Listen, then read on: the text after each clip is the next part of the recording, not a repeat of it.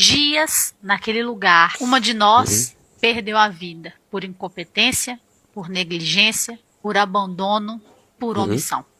Ela aguentou o máximo que ela pôde.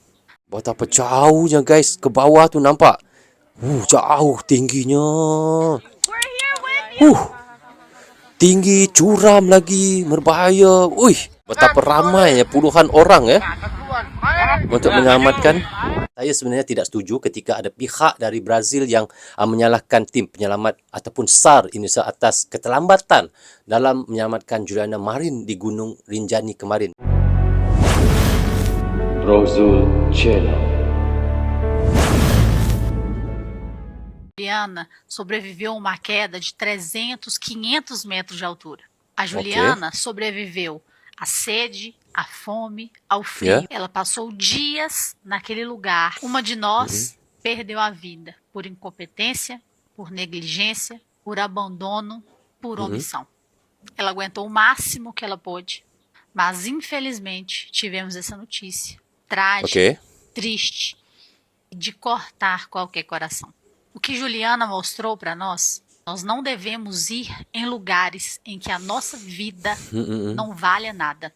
Ela deixou o recado para todas nós que mesmo sendo muito forte, nenhuma de nós sobrevive por omissão.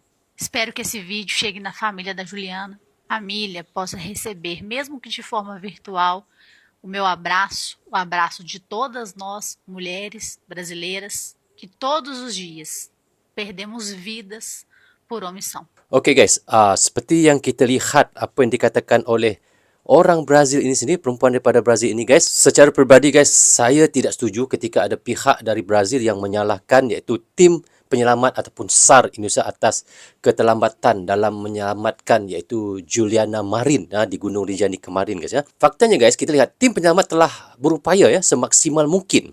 Namun kita tahu ya kondisi cuaca yang ekstrim dan medan geografis yang sangat sulit telah menghambat iaitu proses evakuasi. Dan ini bukan gunung biasa, bukan seperti gunung Teletubbies guys. Sebenarnya kondisi bisa sangat berbahaya dan ini bukanlah medan yang mudah untuk dijangkau dalam situasi yang darurat. Dan inilah yang terjadi kepada cewek daripada Brazil itu, perempuan daripada Brazil itu jatuh ke jurang sedalam 600 meter di Gunung Rinjani itu dan penyelamatannya memang agak sukar ya dengan cuacanya, dengan geografi iaitu Gunung Rinjani itu guys ya. Okey guys, kita lihat kita lihat bagaimana kata-kata daripada orang Brazil lagi tentang kejadian itu guys. Ayo kita lihat lain video. Busquem Juliana! Wow. Busquem Juliana! Busquem Juliana! Que sábado uma brasileira que estava na Indonésia fazendo uma subida em volta de um vulcão, ela caiu. A Juliana era uma moça nova. Ela morreu. Ela morreu e eu fui descobrir que tinha um decreto-lei que não permitia que o nosso Ministério das Relações Exteriores pudesse trazer o corpo dessa moça para cá. Quando chegar em Brasília agora, eu vou revogar esse decreto e vou fazer um outro decreto para que o governo brasileiro assuma a responsabilidade de custear as despesas da vida dessa jovem para o Brasil com a sua família. Okey, katanya iaitu jenazah iaitu daripada Juliana itu akan dibawa pulang guys, dibawa pulang ke Brazil dengan atas tanggungan pemerintah ya. Ini yang dikatakan oleh salah seorang ahli politik yang ada di Brazil ini ya. Hoje de manhã eu falei com o pai dela, ele já estava na Indonésia. O seu Manuel é uma pessoa muito madura, muito consciente.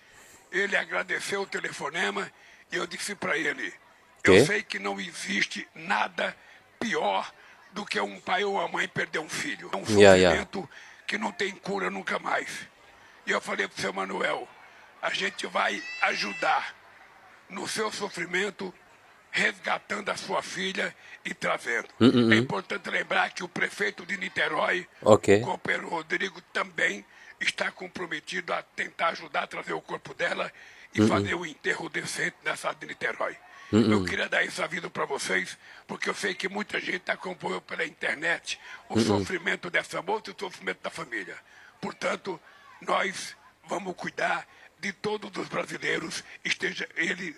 Okey guys, kita lihat di sini, ini yang dikatakan oleh seorang ahli politik yang di Brazil ini mengatakan iaitu jenazah Juliana itu akan dibawa pulang daripada atas tanggungan pemerintah lah yang dikatakannya ya.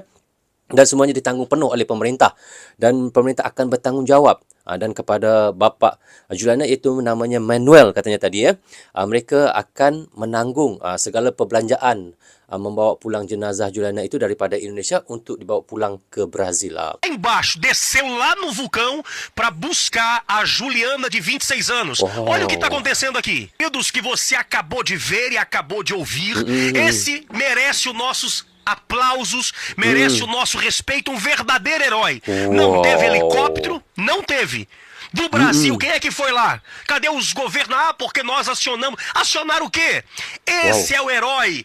E a matéria que eu tenho aqui, o nome dele é Bung Yagan, ele é um alpinista. E ele também lá é um guia na Indonésia. E sabe o que ele disse? Eu vou buscar Juliana e eu só vou sair de lá. Isso ele que falou. Eu só vou sair de lá com ela. Eu não vou voltar sozinho pra cá. E ele desceu, gente. Foi lá, desceu, se esforçou, se machucou. Entendeu? Se você ver a história aí, ele dormiu uma noite com ela porque já entardeceu. Tava muito frio, muito vento, chuva. E ele ficou do lado dela. E ela já sem vida. Mas ele disse, eu vou resgatar essa brasileira. A Juliana de 26 anos. E sabe o que acontece? Hoje esse homem está sendo homenageado pelo mundo, reconhecido pelo que ele fez por nós brasileiros. Tem que dar para esse homem aí, o parlamento brasileiro, tinha que dar para esse homem aí, entendeu? Um reconhecimento, entendeu? Brasileiro. Ele tem que vir pro Brasil e ser homenageado. Homenageado. Não tenho dúvida, Deus é estratégico, gente. Entendeu? Ninguém queria que acontecesse o que aconteceu com a Juliana. Ninguém queria. Jamais um pai, alguém quer perder um filho. Entendeu? E aconteceu, e tem um monte de gente criticando. O que ela foi fazer lá? E aí, fica na sua, irmão. Se você não concorda, ela foi fazer o que nós fazemos todos os dias. Só que a diferença é que ela foi na Indonésia. E acidentes acontecem. Entendeu? Mas esse herói aí, ó. Você vai deixar uma mensagem pra ele, porque ele vai ver essa mensagem. Deixa uma mensagem pra este herói. Que Deus abençoe você, em nome de Jesus. Kita lihat daripada sini iaitu konten karakter daripada Brazil sana sangat memuji guys. Seorang pria ini rambutnya gondrong guys. Kita lihat ya.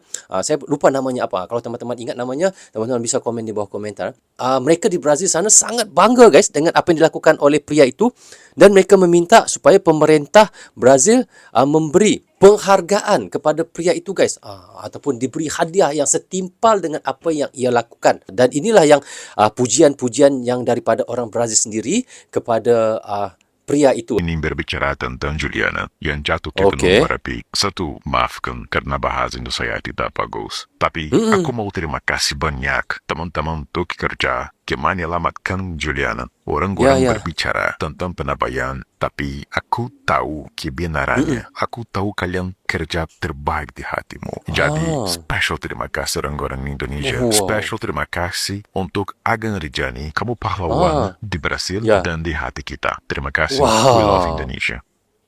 Guys, ini kita lihat orang Brazil ya, tetapi dia bisa berbicara bahasa Indonesia.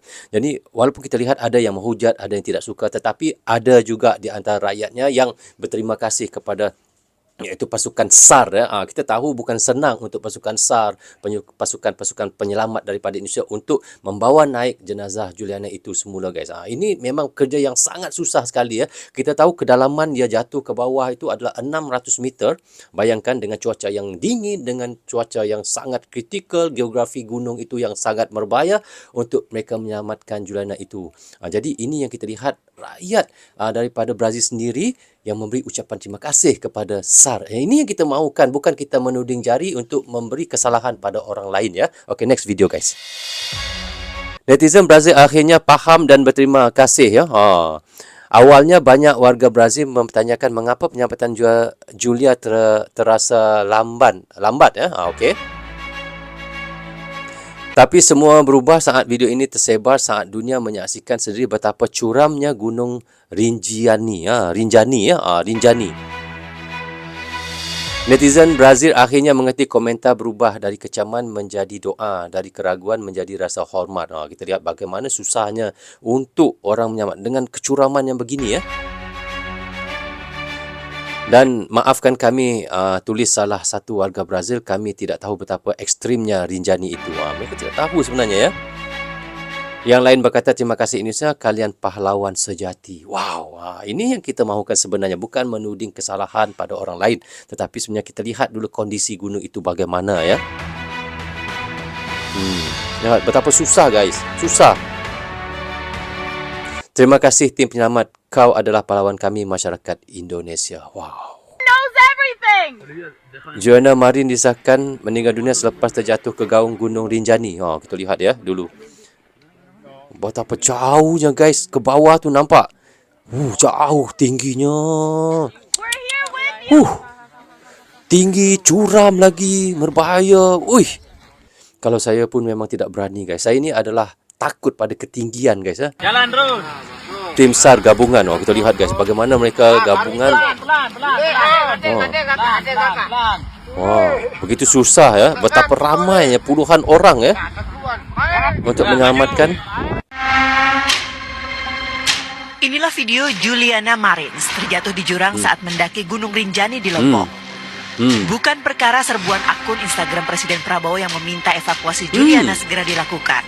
Tapi memang upaya penyelamatannya tidak mudah dilakukan. Benar, tidak mudah ya. Tim SAR dihadapi cuaca ekstrim, kabut tebal dan labilnya kontur tebing Rinjani. Ya. Sangat susah ya, bukan senang ya. Juliana diduga kehilangan keseimbangan saat melintasi jalur pendakian menuju puncak Rinjani. 5 hari berlalu, tim SAR mengonfirmasi bahwa Juliana dalam kondisi meninggal dunia. Ia ditemukan di kedalaman 500 meter. Tetapi tadi malam sudah dirilis oleh Kepala Badan SAR Nasional sekitar jam 10 ya. Beliau menyampaikan bahwa korban sudah ditemukan, tim sudah berada di situ dalam kondisi tidak ada tanda-tanda kehidupan atau mungkin meninggal. Kini untuk memastikan keselamatan pendaki dan tim evakuasi, Balai Taman Nasional Rinjani menutup sementara akses pendakian dari Posko 4 Pelawangan menuju puncak Rinjani. Sementara ditutup ya. Dievakuasi dengan diangkat menggunakan tali dari bawah tebing dan ditandu ke Posko 4. Untuk selanjutnya dibawa menggunakan helikopter Basarnas ke Sembalun.